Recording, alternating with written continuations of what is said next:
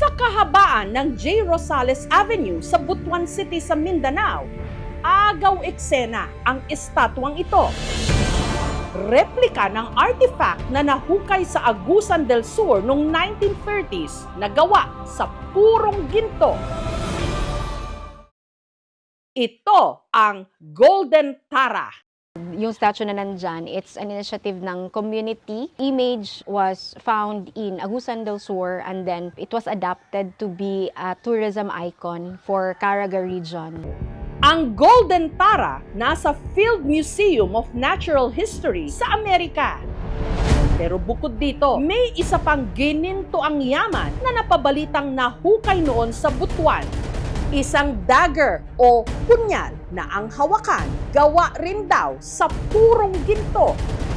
Very rampant ang treasure hunting during that time. Kwento-kwento lang na merong dagger ganyan. Nahukay lang ata sa fish pond. Hindi ko rin po nakita yun. Sa hinaba-haba ng panahon, kwentong bayan lang para sa marami sa mga tiga rito na may nahukay sa kanilang ginintuang punyal.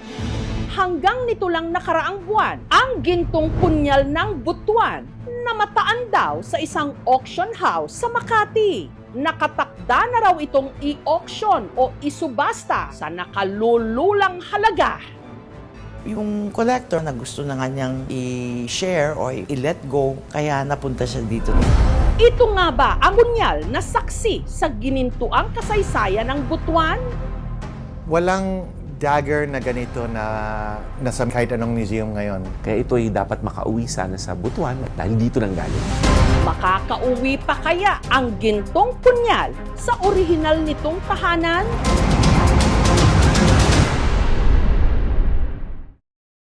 Ang mga probinsya ng Agusan, kanlungan ng isa sa pinakamatandang sibilisasyon sa buong Pilipinas, ang nooy Kingdom of Butuan. Patunay sa napakayaman nitong kasaysayan ang ilan sa mga kagamitang nahukay mula sa panahong yon. Kabilang narito ang mga bangkang ginamit ng ating mga ninuno, ang balangay, kung saan din hinango ang salitang barangay. These are direct material evidence of watercraft. So since the 1970s, at least 11 remains of boats were found dito sa Butuan. At may isa pa raw archaeological item na nahukay rin sa Butuan noong dekada 70. Isang punyal o dagger na ang hawakan, gawa raw sa purong ginto. Nang maglagban ang Butuan, so wala nang hanap buhay yung mga tao. So nag-divert sila into fish pond. So pag gawa ng fish pond, syempre hinuhukay yun. So doon naglalabasan. Doon na nauuso na, ay, ang dami pala. Merong mga earrings, merong mga punyal. As to sa the gold dagger that is currently talked about, wala po tayong records about it.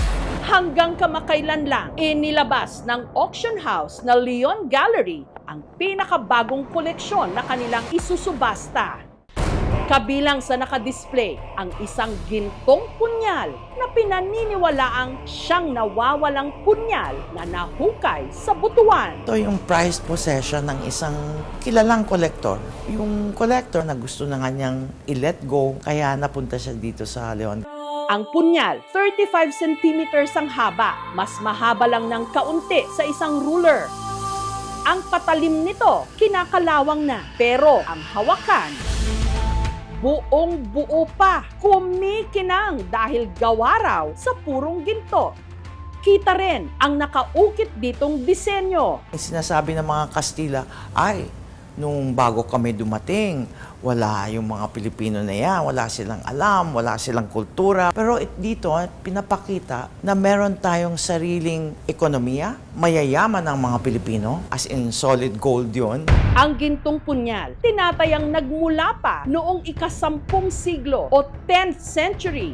Yung punyal o dagger ay ginagamit bilang weapon ng mga sinaunang Pilipino. Kung saan siya galing, anong yari, nakadepende kung anong antas sa society yung gumagamit. Wala pa naman barel o kakaibang mga weapons na ginagamit kung kaya nung panahon ng 10th to 13th century, lahat talaga ng mga taong gustong promotekta sa kanilang lugar, mga bagani, datu, raha, maaasahan mong merong punyal. Nakakakilabot kasi this is a piece of pre-Spanish culture. 500 years bago dumating si Magellan, na buong-buo pa.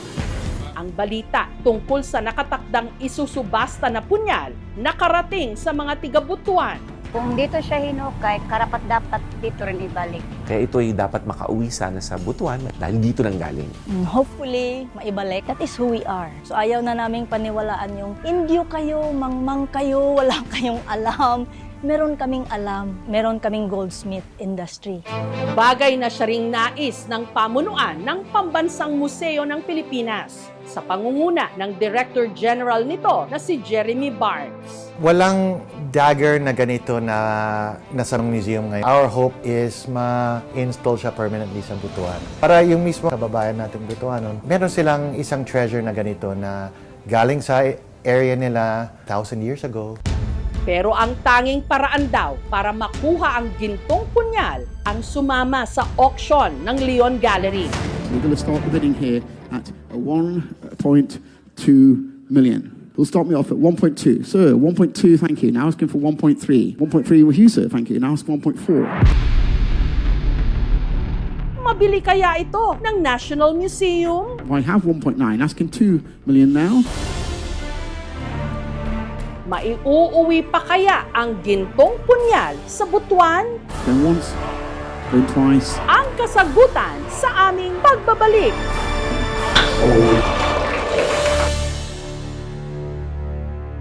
Sa pag-asang maisauli ang gintong punyal ng mga tiga-Butuan, sumama ang Director General ng National Museum na si Jeremy Barnes sa isinagawang auction. Hopefully, when people know that the National Museum is trying to buy this, they will give way to us. Ang starting bid para rito, 1.2 million pesos. Tinapatan ito ng National Museum. We'll start me off at 1.2. Sir, 1.2, thank you. Now asking for 1.3. Pero maya-maya lang. I have 1.9, asking 2 million now. At matapos ang mahabang palitan ng bids, Going once, going twice, and sold at 2.4 million to the online bidder. Congratulations on your bid. bigo itong nakuha ng National Museum. On Monday, we'll come back and we will notify Leon Gallery na we will exercise our right of first refusal dyan sa winning bid na yan na 2.4 million. It's really the right of the government to have the first refusal. So meaning, maski na may nanalo, sasabihin nila kami na wag mo na ibenta yan sa nanalo, we will exercise our right as accorded to us by law. Pasok yung presyo sa ating kakayahan sa National Museum. Wala nang problema. We can already look forward to bringing this into the museum. Masaya po ang Butuan. And Of course, it's a celebration and people will know and Butuan will be reminded of who we are.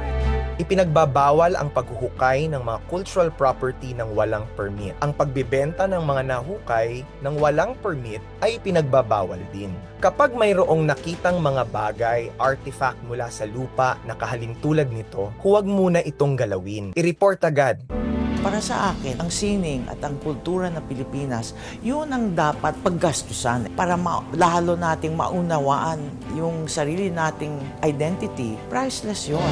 Ang ginintuang punyal na nahukay sa Butuan, hindi lang alahas o sandata. Patunay na noon pa man, meron ng sariling yaman, dangal at sibilisasyon ang ating lahi. Sold at